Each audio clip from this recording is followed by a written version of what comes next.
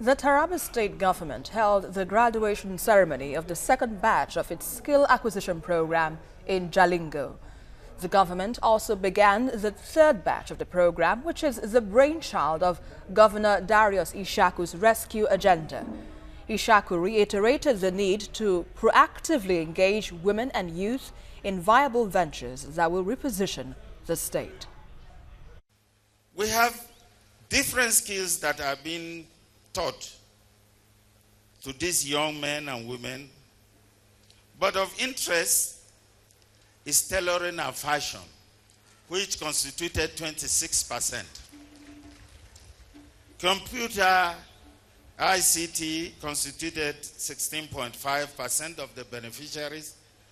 Hairdressing is another attractive course, 13.2%.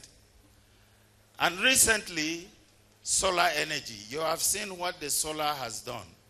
I'm using one of his products in my house. They named this device, DDI, anyway is a way. Anyway is a way is that when you look at this system, this lantern is developed locally. If you watch this system, it's just a plastic. Can you explain to the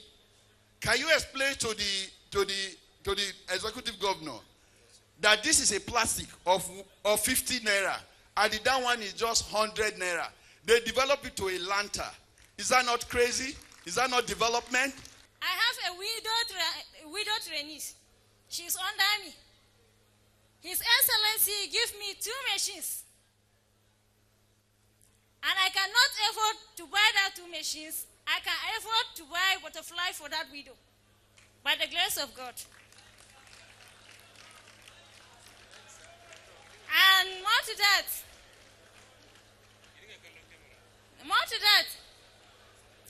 I have, when I started establishing my business, I started keeping 30,000 naira monthly. And secondly, continuously, presently now I'm keeping 50,000 naira monthly. And joining us on the Primetime News from Jalingo is the Executive Governor of Taraba State, Governor Darius Ishaku. Thank you for joining us, sir. Let's start with your rescue agenda. How soon do we begin to see the impact of this skill acquisition program that we just watched on the Taraba economy? Well, I thought you have seen it today, because the lady who spoke and all the other fellows who spoke there today, they were all talking, they were the first batch of the skills acquisition. That lady she has about 5 people under her employment. She's maintaining a widow, a woman with 2 or 3 kids. So they have started working already. So how is the Assembly, the State Assembly, now helping your government to achieve these programs? How the State Assembly is helping to keep this program? To achieve your programs. Is that? I don't get your question. I asked, how is the State Assembly helping your government achieve its programs? Oh, they have been quite of a great assistance, of course, in passing the budget and in passing most of the approvals. So they have assisted a lot. Otherwise, we couldn't have gotten to this third batch. The first batch was 348, the second one's 448, and this batch is about 600 plus.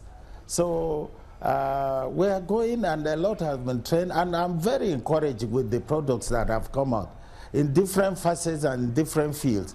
And ICT too has been of a remarkable change and improvement to the students. And most of them have opened shops, not in Jalingo, but in their various local governments, because they all came from the different wards of the different local governments in the state. Now, Governor Ishaku, the beauty of it is that they are training the others now. Okay, Governor Ishaku, now let's talk about your state. The beauty is that states. the man who is training them. Yeah, I'm hearing you. Okay, if you have landed on your points, now let's talk about your state's anti-grazing law. We gather that it has begun implementation. You have begun implementation, but this is in absence of the proposed ranches for which sites have been marked.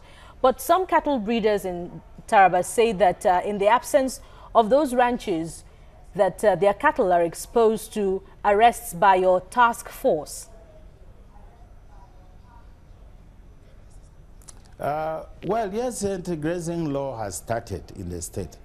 And it's not that I promise providing ranches all over the state. No, I promise providing pilot ranches in 3 senatorial districts where I had intended to be training the people. The ranches have not been in place yet, but we're working assiduously. They will be in place because I still believe that the best thing for the herdsmen is ranching. Nigeria was just 40-something population in 1960. Now we're about 200 million and climbing. We must change our attitude and our thinking to farming, to rearing our cattle. Everything has to change. You weren't using computer before. Now you are using computer now to interview me. Will you say you will go back to those days? Well, our population has increased. The land has remained the same. We have to change our attitude. We have to help our people to learn new techniques. I intend to export beef from Jalingo in the no distant future, and I will achieve it by the grace of God. But I will change the orientation of the people, improve them. And let me tell you, ranching is not a strange thing in Taraba State. In the Mambila area, it's ranching. They have been practicing there since the 60s. All the big men in Nigeria, all the who and who, they have ranches in Mambila Plateau. And the people are practicing ranching there. So I don't have problem there. I have problem in the lowland of Taraba State. That is where I have problem. But we are containing it, and we are doing our best to make sure that people key into the idea. The major thing is to be able to reorientate the thinking of our people. We are doing it, and we're achieving success. All right, I still have to talk about this anti-grazing issue because it is still something that the Emir of Kano, that's talking about Lamido Sanusi, well, accused your government of housing militia, for instance, in targeting some Fulani communities in some cities in the north. How would you respond to that accusation? Well, you see, I don't have the freedom and latitude like Lamido to talk the way he talks. I'm a governor. I have more than 80 tribes in my state. I have more than 3 religions in my state. I can't, as a governor, talk the way he talks. It's impossible. Because if I talk like that, by tomorrow I have more crises in my hand. So I can't answer him because apparently he's talking out of ignorance of so many things. So I don't want to join issues with Lamido. I'm a governor, he's an emir. So how do you want me to join issues? No. I'm talking to you of what is happening in my state. Now, Governor Ishaku, back to the anti-grazing reserve law, which is your response to tackling the farmer-herdsmen clashes. Now, your colleagues have disagreed over the approach with, recalling the disagreement between the Benue State government and the Plateau State governor, and the Plateau State governor, after which he apologized. But we can't forget that he said it is placing the cart before the horse. In the absence of provisions to protect the herdsmen, it's setting the stage for anarchy. What are your thoughts on this? So you want the killings of the farmers to continue? You want the killings of innocent people to continue? If you were a governor in my shoes, will you allow that the farmers should continually be killed? I mean, people should talk by giving options. They have not stopped the killing of the farmers. They have not done anything to protect the innocent person. And you are telling me that, oh, the governors are wrong to execute the law that has been enacted by the House of Assembly. We have 3 arms of government, the executive, legislature, and the judiciary. If a law is enacted, it's my duty to execute it. So should I stop executing the law? While executing, I have to maneuver through so many things, try to make sure that the execution is done in a more humane manner. But when you attack us that, oh, we shouldn't execute the law, so do I sit? Then why am I elected to be a governor? You as a reporter sitting there asking me questions, somebody tells you now, don't ask questions. How do you execute your job as a reporter by not asking questions? All right, let's quickly still look at another issue pertaining to anti-grazing. I'm so sorry for interrupting you there, but let's still look at the issue of cattle colonies has been proposed by the federal government. What are your thoughts on that? Do you think your government will perchance give in to such a proposal? Well, I don't support it. I think the only way forward in Nigeria is to do ranching. We have come to a bus stop. Let's take the decision that will help everybody in Nigeria. One of the important people in this country, and also a Fulani, told me that, frankly speaking, Darius Ishaku, I'm telling you, frankly speaking, what you are doing is the best thing socially and economically for the Fulanis. So why don't you want it? He said his people don't want it. So if your people don't want it and they kill other people, is it correct? So Governor Ishaku, you have to answer me, the reporter. No. You know, let's be frank. We want to get a solution for a problem which is already existing. How do we do it? We have to get a solution. And I think the best solution is ranching. The best solution is to educate our people. The best solution is to expose our people to newer techniques that is less stressful.